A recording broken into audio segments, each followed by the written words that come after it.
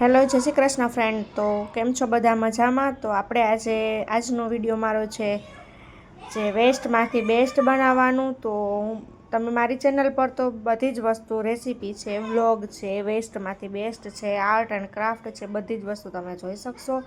તો પહેલાં તો સબસ્ક્રાઈબ ન કર્યું હોય તો સબસ્ક્રાઈબ કરી દેજો, પછી એક લાઇક પણ આપી દેજો અને વધુમાં વધુ શેર પણ કરજો. તો મેં અહીંયા આઈસ્ક્રીમની જે સ્ટીક આવે છે એ સ્ટીક લીધી છે, અને જે આપણે કલર કરેલા ડબ્બી હોય એ ખાલી થઈ ગઈ હોય પછી આપણે જનરલી એને જવા દેતા હોય છે, તો એ જવા નથી દેવાની, આપણે તેનો રીયુઝ કરવાનો છે. તો મેં અહીંયા જુઓ આવી રીતે આઈસ્ક્રીમ સ્ટીક લીધી છે, તેને આવી રીતે લાઇનમાં ગોઠવી લીધી છે, અને જે કલરની ડબ્બી હતી એને મેં એકદમ સરસથી પાણીથી ધોઈ અને સાફ કરી નાખી હતી. ત્યાર પછી મેં આવી રીતે મેં આની પહેલાં એક આ આઈસ્ક્રીમ સ્ટીકનું બનાવેલું આગલા વિડીયોમાં બતાવ્યું હતું, તો એ મારી પાસે વેસ્ટ પડ્યું છે, જે અત્યારે હું તેને ન્યૂ લુક આપવાની છું. તો જુઓ મેં એને આવી રીતે લીધું છે, અને હવે એની પણ તમારે આ જે મેં આ બનાવ્યું હતું પહેલાં એનું પણ તમે મારી ચેનલ પર જઈને આગલો વિડીયો તમે જોશો એટલે એ વસ્તુ પણ મેં ખૂબ જ સરસ બનાવી હતી. તો હવે હું તેનો બીજો લુક આપું છું. તો એ પડી હતી એટલે મેં પાછું નથી બનાવ્યું, પણ તમને હું કહી દઉં કે તમારે જો પાછું બનાવવું હોય તો આ રીતે પાંચ છ આઈસ્ક્રીમની સ્ટીકને લાઇનમાં ગોઠવવાની, પછી એક દોરી છે અથવા લેસ પટ્ટી છે, કોઈ પણ વસ્તુ એવી રીતે હેંગિંગમાં કરી શકીએ એવી રીતે લગાવવાની છે.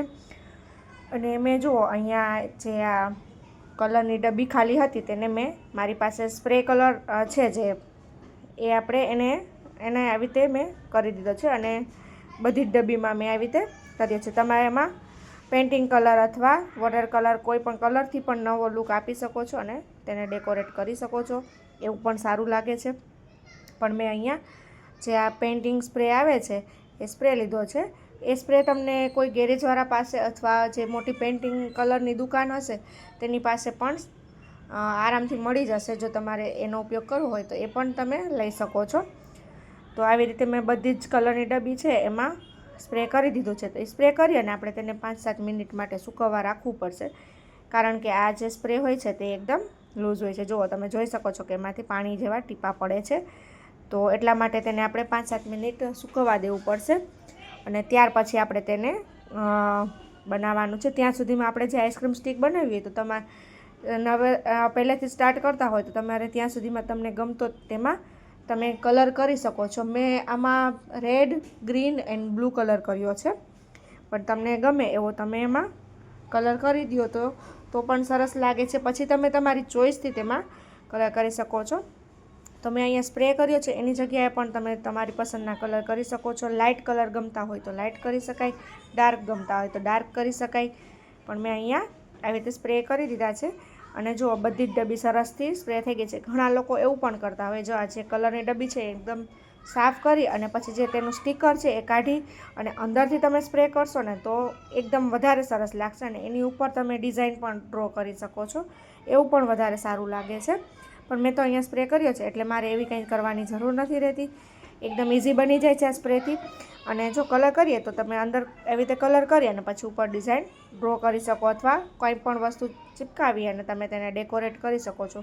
આ જો અમારી પાસે બનેલું પડ્યું હતું એટલે આમાં કલર પણ કરેલા છે, પણ તમારા પાસે નવેસરથી સ્ટાર્ટ કરતા હોય તો તમારે તેમાં તમારી પસંદના કલર કરવાના રહેશે. તો જુઓ આવી રીતે કલર કરેલા છે, અને હવે મેં એક લેસ પટ્ટી લીધી છે. તો હવે લેસ પટ્ટી છે તેનો આપણે ઉપયોગ કરી લઈએ. તો જુઓ આવી રીતે બધી લેસ પટ્ટી લગાવવાની છે લાઇનમાં, એટલે તેનાથી તેનો લુક સારો આવે છે. તો અહીંયા મેં ગ્લુગનનો ઉપયોગ કર્યો છે.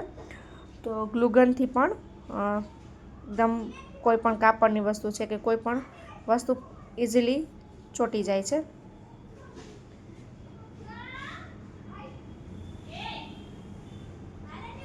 તમારી પાસે ગ્લુગન ન હોય તો તમે ફેવિકોલ છે અથવા જે સ્ટોનને ચોંટાડવા માટેનું ગ્લુ આવે છે એ પણ તમે તેમાં ઉપયોગ કરી શકો છો અને ચોંટાડી શકો છો. તો જો આવી રીતે મેં આખી લેસ પટ્ટી છે તેને બંને સાઈડ એકદમ સરસથી ચોંટાડી લીધી છે.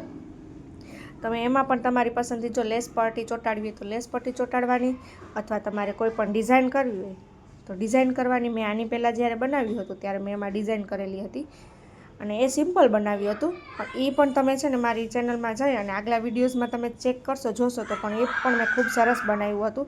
તો એ પણ તમે એમાં જઈને જોજો.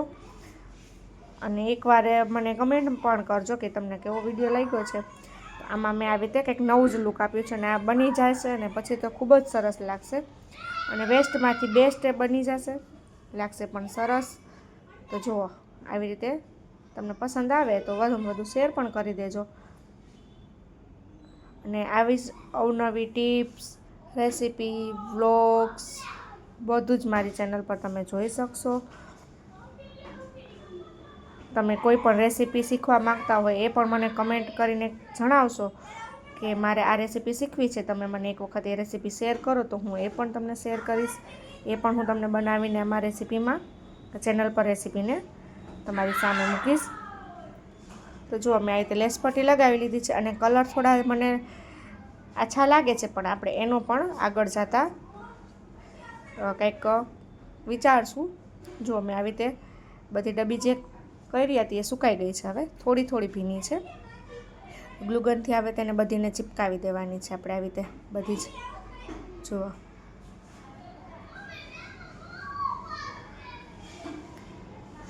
મારી પાસે 6 ડબ્બી હતી એટલે હું 6 ડબ્બીને મેં ચિપકાવી છે. તમારે એમાં 6 ડબ્બી ન ચિપકાવી તો તમે ખાલી 3 ચિપકાવશો તો પણ સારું લાગે છે, એ પણ સારું લાગશે.